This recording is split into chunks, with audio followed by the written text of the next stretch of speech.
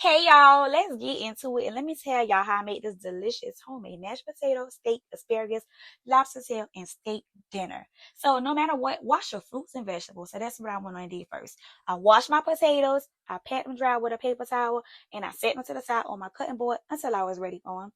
I went on and add some water to a pot, place it on my stove so that it can come to a boil so when I'm ready for it. Then I went on and peeled my potatoes with this potato peeler. After that, I chopped them up into smaller pieces. You do not have to chop your potatoes up into smaller pieces. You can boil them whole. I like to do that. That's my preference because they boil faster that way. But you can do what you want to do. Then I went on and got my shrimp cleaned up.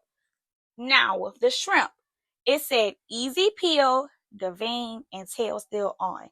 Yes, they were easy to peel, taking the shell off. I always take the tail off.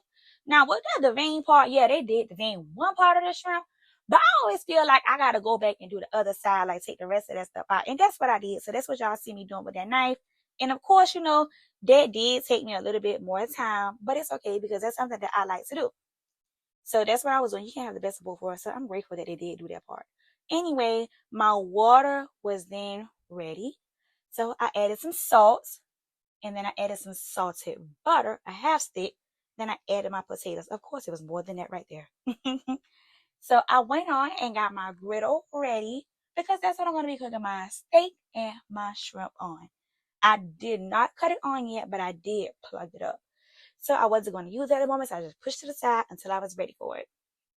My steak was already washed and everything, so I'm just going to season them up really good. I flip them over and then I season them the exact same way that I did on the other side. So I use some complete seasoning because they have all the herbs and everything already in it.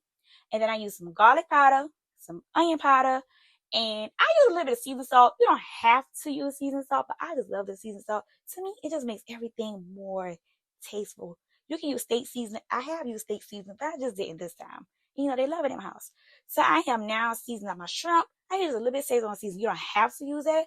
I love garlic butter shrimp, but I did add some red lobster seasoning to it along with some garlic powder. I mixed that up real good. Go ahead and place them in the skewers. I put them down into my bowl, set them to the side. Then I had to go wash up my hands and wipe my counter off.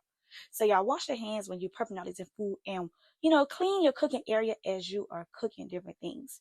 So anyway, I went on and got my lobsters prepared. As I was pulling the meat from my shell, piece of shell broke off. So that's y'all see me place to the side on top of my cutting board.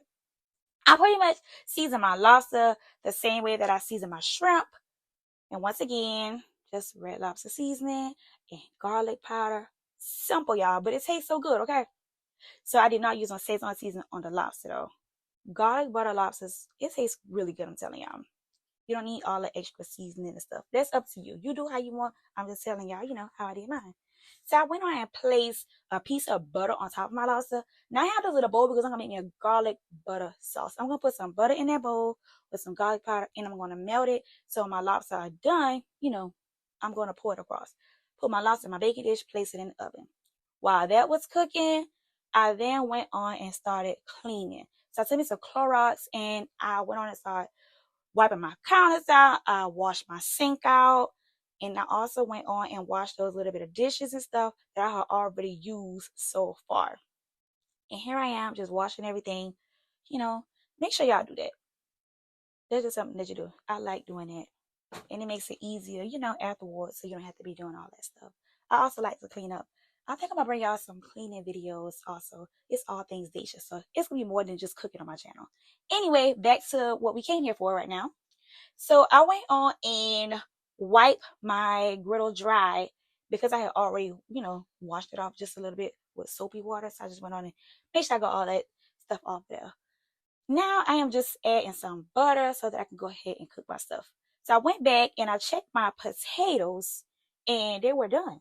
I drained that water off and I added some heavy cream and I gave it a good mash and I stirred it up, So you can add as much heavy cream or as little as you like, but I wanted my potatoes creamy. So of course I added some more heavy cream and I went back and stirred it up and I stirred up and I stirred up some more until I got it the way I wanted it. And then, I like mine creamy, so I added a little more butter and everything to it. And I already added salt, y'all. And plus, it's salt in the butter. So this is how my potatoes came out, and that's the way I like them. I went on and set that to the side on low so that it can still be warm by the time the rest of my food is done. I went on and placed my steak on top of my griddle. And y'all see that little sizzle? How it's sizzling at the bottom? Oh my God. Yeah, it has smelled so good. Okay. So anyway, after I did that, I went on and got my shrimp and I placed those on top of my griddle also. And I put butter on there because when I flip it over, you know, that butter's gonna melt and it'll keep it from being dry. They like their steak well done in here or whatever. So yeah, that's what that butter is for. Now just putting it on there and that sizzle is just it's just sizzling, doing what it do. And now here's where I started putting the shrimps at. I was talking fast what the video was going. But yeah, so the shrimp, of course, shrimp do not take long to cook. And I went on and that little bit of, you know, seasoning and water that was left in there, I just poured it across. That's all. Now here I am putting a little bit of olive oil on top of my shrimp. You don't have to do that. That's just what I like to do. It really don't play a part. But also, that's just something that I like to do, y'all. Then I flip my shrimp over and I tap my skewers the other way this time. Just because certain parts of it, you know, because it's up in the air, it had to cook too. That's why I flipped it around that way. So now it was time to turn my steaks over. Y'all, these steaks that look so good. And I just made sure that butter was underneath it while I you know, as I flipped it over. And then I would just add some more butter just so they wouldn't stick and they can keep that like good old buttery taste to it. So my lobster boil now done. I took them out the oven and here go that sauce that I was telling y'all about. I just made a little bit just to pour over it and I placed them back in the oven for 5 minutes. So that's how you can tell when your lobsters are done for the most part. Look at the color. Y'all get what I'm saying? Here go my asparagus. I forgot to actually record that part of me actually prepping and cooking them, you know, cleaning and stuff like that. And there go the steak. And here go the final results. Y'all, this meal was so good. Oh my goodness. Thank y'all for watching. Make sure y'all like and subscribe.